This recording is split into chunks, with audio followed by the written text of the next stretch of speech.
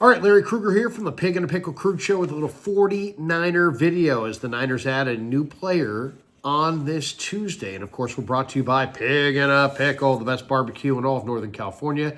Check them out. They're in Emeryville. They're in Corte Madera. They're open 7 days a week from 11 a.m. till 8 p.m. or until they run out, and they do run out. So go say hi to Damon, go say hi to Mary, get some brisket chili. Tell them the Krug sent you. And of course, this video also brought to you by Sharp Corner Sports Cards and Collectibles. They're at 205 Cypress Avenue in Pacific Grove, California, along the Monterey Peninsula. Call my friend Anthony Catania. He's at 831-521-5264. All right, the Niners are needing some defensive back help because they're banged up in the secondary. Malik Mustafa's got a low ankle sprain, and he's a rookie. Talanoa Hufanga's got a somewhat serious wrist injury. He's going to be out a number of weeks. George Odom's more of a special teamer. Jalen Mahoney is on the practice squad, but he's a rookie from Vanderbilt, very inexperienced. So what do you got left? You got Jair Brown. That's it at safety. So the Niners badly needed a safety, and today they signed one. The veteran Adrian Amos signs with the 49ers. Amos is 31. He's 6 feet, about 220 pounds. He was a fifth-round pick out of Penn State by the Bears in the 2015 draft. Never ran a great 40 time, as far as at the combine. 4.56 at the combine is what he ran.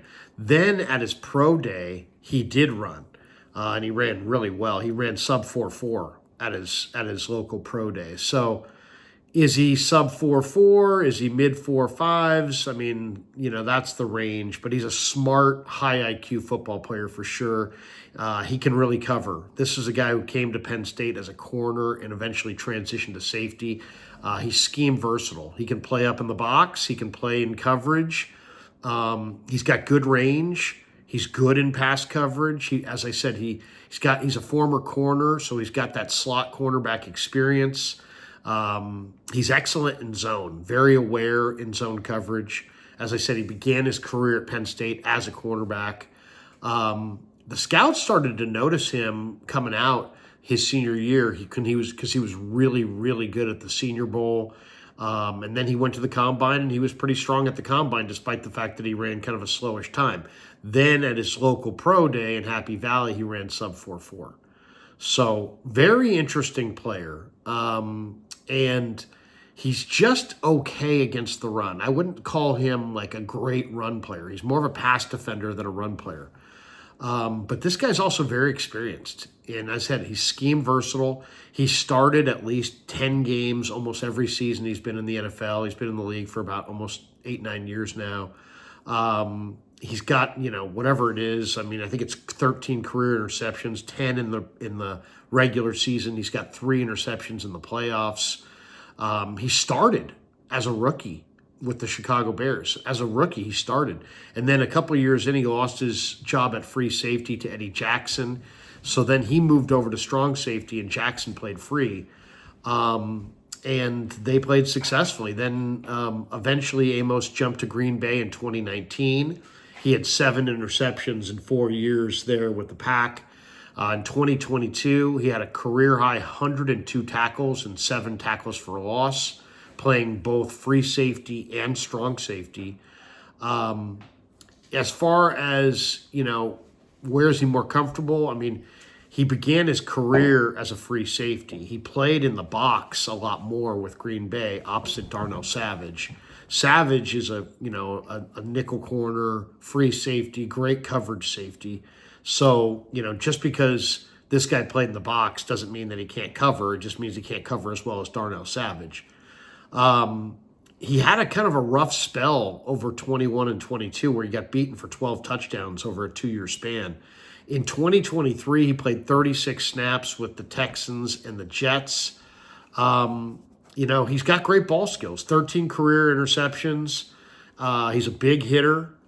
And the other thing that I think people are going to like about Amos, or probably one of the reasons the Niners have interest in him, is he's got 14 career tackles on coverage units on special teams. If there's an area the 49ers have to get better at, first of all, as the Niners go on, it seems like it's more important that they're better on the margins because their defense is not the dominant force that it used to be. So it's starting to be really important for them to be better in some of these smaller phases of the game, like kickoff and punt coverage teams. And adding a player like Amos gives you a veteran who can cover, who can play free safety, he can play strong safety, he can play the deep middle, he can play, he can play man-to-man if you have to play man-to-man. He's got experience as a slot corner. He's got experience on the boundary. He's played all 4 spots in the secondary. He's very experienced. He's more of a coverage player than a run player, though in the last couple of years he's become much more of a physical hitter. But 14 career tackles on special teams coverage units. So you could almost bank that if Amos is going to be on this team, that you're going to see him on special teams coverage units, probably making a number of plays. You're also going to see him as kind of a coverall on the back end. I mean, the Niners want to go with Jair Brown and Malik Mustafa. And when Talanoa Hufanga is healthy, they might consider going with Brown and Hufanga. But I think they would like to go with Brown and Mustafa as their safety tandem. And then, as far as Odom's concerned, Odom's a really nice special team player, and Mahoney's a nice developmental player. So I think you kind of almost don't include those guys. So you have Mustafa, you have Hufanga, you have Jair Brown, and now you've got the veteran Adrian Amos. And, the nice thing is he's played a lot in Chicago and Green Bay, Penn State. He's played in cold weather. He's played in the playoffs. He's gone up. He's played lots and lots of games in cold conditions. If the Niners are going to go to the Super Bowl this year, there's a very good chance they're going to have to, the road to the Super Bowl very well could go through Lambeau. And why not have an ex-Packer who's used to playing there? That makes a lot of sense to me. There's a very good chance 49ers could lock horns with a cold weather team like Philadelphia. And a guy like Amos who's got that experience, it should really help. Scheme versatile, very smart, big hitter, can play on special teams coverage units. I mean, there's a lot to like here. To me, this in a lot of ways is the needle in the haystack, right? Because the Niners are looking for a very specific player. They wanted to have a player that can play special teams and make an impact on the coverage units. They wanted a player who can play free safety if they need a free safety. They need a player that can play in the box and play strong safety if need be. They need a player this is not his first rodeo. They got a lot of youth in the secondary. Look at that secondary. Mustafa's young, Hufanga's young, Brown's young. All their safeties are young.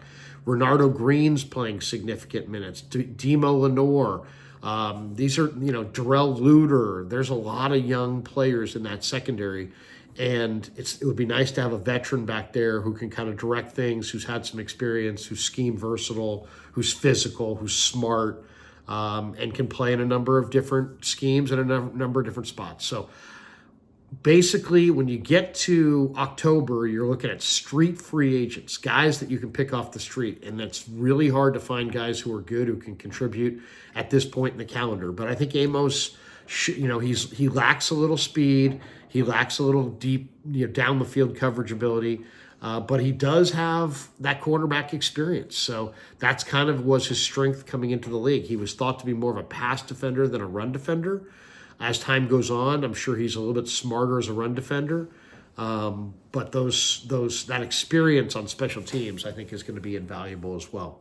All right, thanks to Pig and a Pickle for being the title sponsor of The Krug Show. Thanks to Sharp Corners, Sports Cards and Collectibles for sponsoring this video. And thanks to all of you guys for supporting The Krug Show on YouTube.